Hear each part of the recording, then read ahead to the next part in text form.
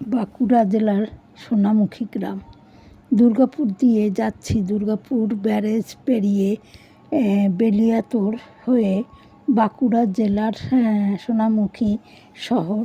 Durgapur barrage পার হয়ে বেলিয়াতোড়ের পরে পার হয়ে দাঁড়ালাম ঝিলাম রেস্টুরেন্ট।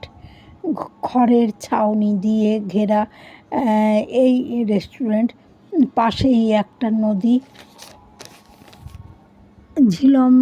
ঝিলমে সকালের প্রাতরাশটা সেরে আবার চললাম সোনামুখীর দিকে।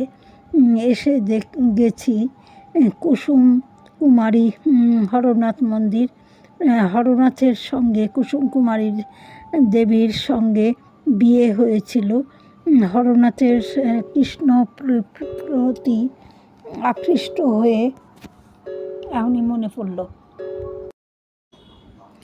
হরনাথের সঙ্গে বিয়ে হয়েছিল। হরনাথের কৃষ্ণ প্রতি আকৃষ্ট হয়ে প্রেমের ফিরে আসেন সোনামুখী গ্রামে। আর সোনামুখীর মন্দির ছেড়ে চললাম দুর্গা মন্দিরের দিকে। পাশেই রয়েছে বিজয়কৃষ্ণ গোস্বামীর মন্দির।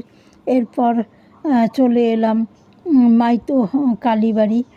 এখানে বর্গীরা একসময় আক্রমণ করলে বর্গীদের হাত থেকে বাঁচাবার মতো কেউ নেই, এই মাই আর কি বাঁচিয়েছিলেন।